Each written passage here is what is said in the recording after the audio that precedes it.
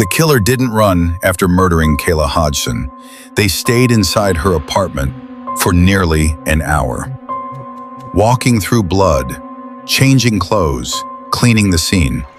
And when detectives followed the bloody footprints leading away from the body, they discovered something chilling.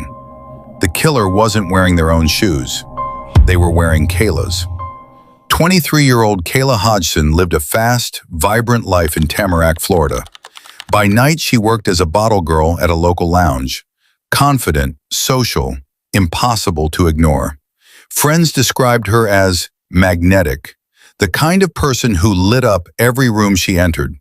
But outside the nightlife, Kayla was simply a daughter who checked in with her mother daily, a young woman building her future. What she didn't know was that someone had been quietly watching her life unfold, someone consumed by jealousy, and that obsession was about to turn deadly. July 13th, 2022. Around 3 p.m., a concerned friend arrived at Kayla's apartment after being unable to reach her. The door was unlocked. Inside, he found Kayla lying near the entrance. She wasn't moving. She had been stabbed repeatedly. But when detectives arrived, they quickly realized this wasn't a sudden fight. It was brutality. Blood covered the kitchen island, the walls, the floor. A fingernail had been ripped away during the struggle, proof Kayla fought desperately to survive. A shattered hookah lay nearby, and everywhere investigators looked, there were footprints, hundreds of them, stamped in blood. They led from Kayla's body, through the kitchen, into the bedroom, then toward the exit. The killer had walked calmly out of the apartment, but not before doing something deeply disturbing. They opened Kayla's closet, changed clothes, and slipped on her pink slide sandals before leaving, as if they belonged there. This wasn't panic, this was control. Detectives turned to Kayla's phone. What they found immediately raised alarms. Missed calls, blocked numbers, threatening messages. Several men in Kayla's life had partners, but investigators noticed one woman whose behavior stood out.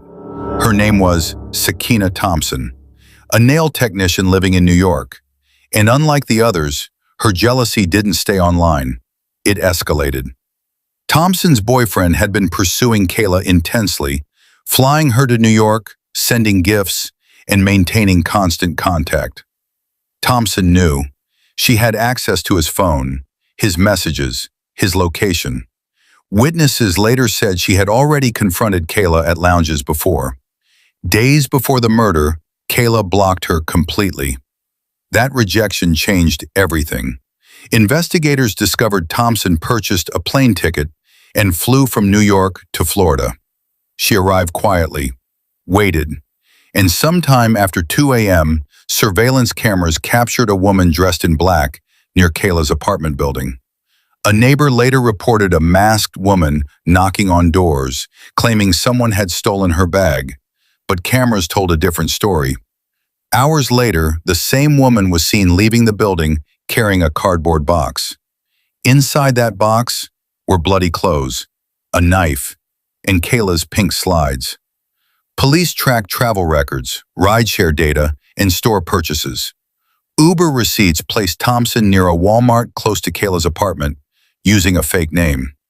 When investigators searched the apartment complex garbage compactor, they found the box. The evidence was still there, and DNA recovered from beneath Kayla's fingernail matched Thompson. Kayla had fought back, and she had left behind the proof. Thompson was arrested in New York, still holding her return travel ticket. Investigators say she believed she had committed the perfect crime. She hadn't. In court, Thompson broke down in tears.